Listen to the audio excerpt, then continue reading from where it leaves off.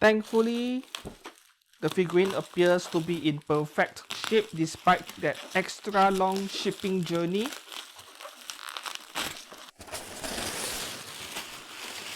Amakuni's Abigail Williams from Fate Grand Order.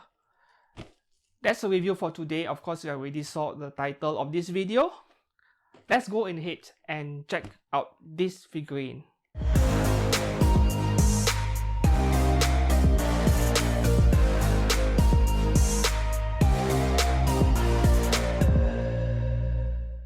Hello and welcome to X-Kurugane Blog and Photography. My name is Steven and today I will be reviewing this figurine right here in the middle, Amakuni's 1/7 scale Abigail Williams from Fate Grand Order. She can be had for about 16,000 yen on her own, which is about $160 US, or you could purchase her as a set, as a pair with her friend Lavinia Wetterly for double the price. Joining Abigail today, another two figurines by Amakuni as well, also from the Fate Grand Order franchise. Nitocris, $210 for the exclusive one.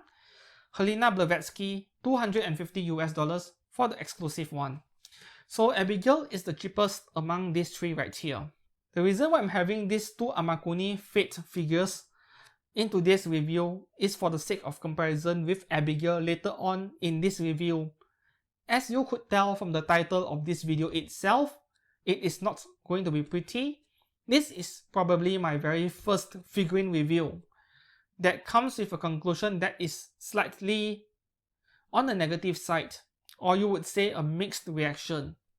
I've already reviewed Helena Blavatsky in case you are interested in her, links in the description below. Fantastic figurine, but I've not touched Nitocris yet because back then when I purchased Nitocris, I've not even decided to review figures on this channel yet, so it was quite a while ago, I think back in the third quarter of 2020. Okay, back on Abigail, the first thing you would notice is that her box, it is not as solid as Nitocris or Helena. I guess that is to be expected, given that she is the cheapest figurine of the three. During the unboxing process, I noticed that her left arm, a detachable part to begin with, has fallen off from the figurine and lying around somewhere within the box, within the same compartment as the main figurine.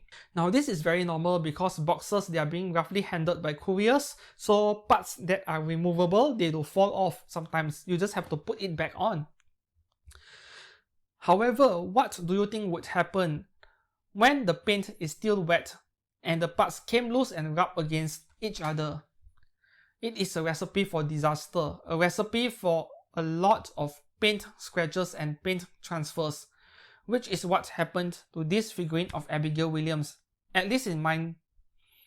So I have no idea how Amakuni could end up with a negligence on quality control like this one. It is pretty upsetting to see actually. This is not something I would expect them, especially for a company that made this figurine of Nitocris and Helena Blavatsky.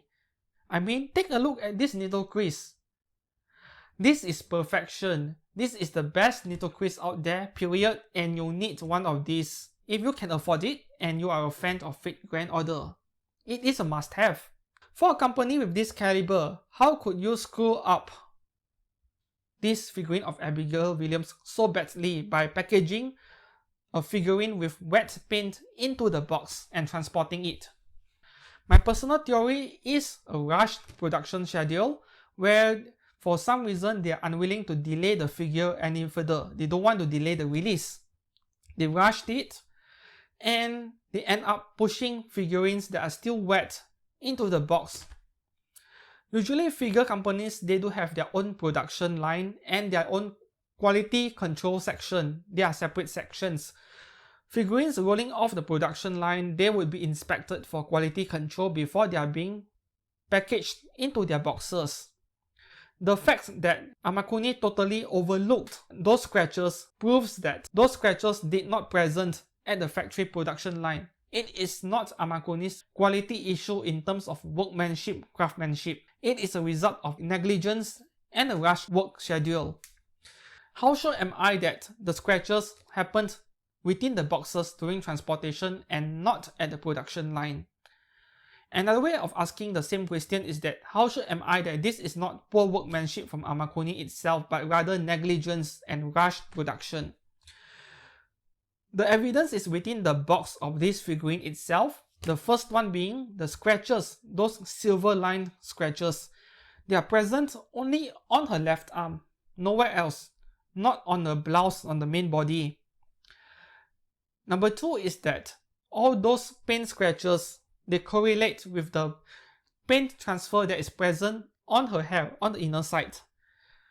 This original head of hers, which is already attached on the main figurine within the same compartment as the left arm that came loose, there are lots and lots of grey color paint all over her hair on the inner side. It is really sad to look at and in some way infuriating as well. Additional evidence, her second optional head, which is also included in the box, the paint job is perfect.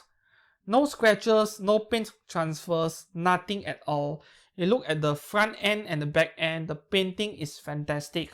The paint transfer came from her left arm, which wasn't in the same compartment as this second additional head, which is why her second additional head is unaffected by the paint transfer. The pack around her waist, her torso, as well as her shoulder, there are also grey color paint transfer everywhere. This is an indication that the paint has not dried yet when they packaged the figurine into the box. If you put aside all the paint transfer caused by her left arm, you take a look at her legs, her blouse, the plushie she is hugging, the ribbons around her head, her second head and her second arm, additional arm. All of them are properly painted with no major issues, no quality issues to complain. So this is definitely not about poor workmanship from Amakuni. I've always trusted them with their quality. This is a case of negligence and rushed production. Regarding her mint green colored base, I've heard mixed opinions from people who have her. Some liked it, some not so much. They said that the color is a mismatch with the figurine. But the way I see it, the base is actually a good match to the figurine in terms of colors. Well, if you are an artist or a photographer and you understand the color theory on how to match colors, you will know that it makes sense, and this is a really good combination to me. I have no issues with the base. Figurine is a bit wobbly when you shake it, but well, only one foot is connected to the base, so I guess a degree of shakiness is to be expected. And one last issue, which is also related to quality control, is that her waist joint is extremely loose. I can't even lift the figure by holding her body. Whenever I lift the figure, her waist joint will just detach, it will just come off. Like, I shake it a bit and it will come off. So this is too loose to my liking. It's not a good thing. As for whether this is another quality control issue, probably, because the other figures by Amakuni which I owned, like Nitokris and Helena, they do not have this issue despite having parts that are detachable at all.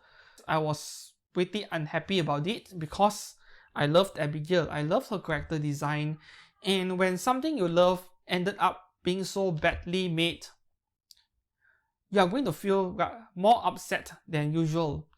I remember feeling the same thing with Good Smile Company's Yuzuriha Inori. It wasn't a very good figurine, it was too small, but people purchased her anyway because that is your only choice. The same thing with Abigail Williams. This is your only choice to purchase her. You don't have any other options for this character, and her market value will still go up regardless of what I've said in this review.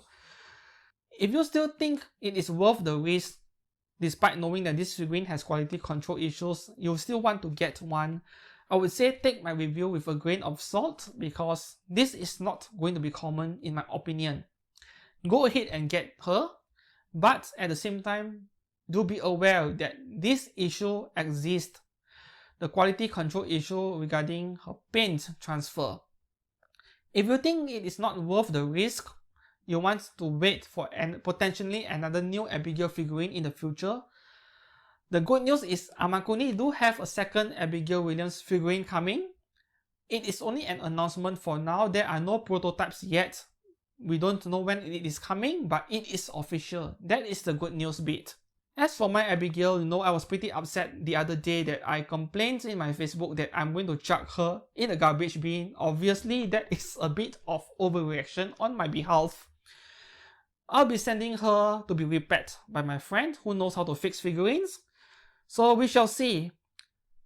Her photography schedule in a diorama setting, my typical diorama setting, it is still some time away.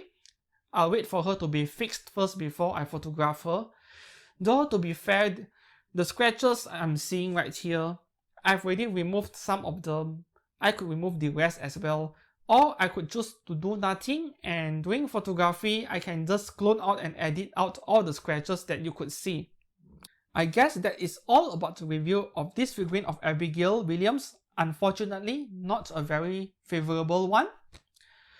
But at the same time, I'm aware that there are people who bought her and they are very happy with theirs. So hopefully there are not many duds, not many bad copies of these figurines out there. If you have a good one, I'll be happy for you. Congratulations for getting a good one. As for my side, I have to be grateful at least that I do have a friend who knows how to fix figurines nearby. So I'm hoping for the best results for my Abigail Williams. Her photography schedule is still some time away, but I'm planning to do her photography in my typical diorama setup, and hopefully I will come up with a behind the scenes video for her in the future. Thank you very much for watching this review. I shall see you again very soon. Goodbye.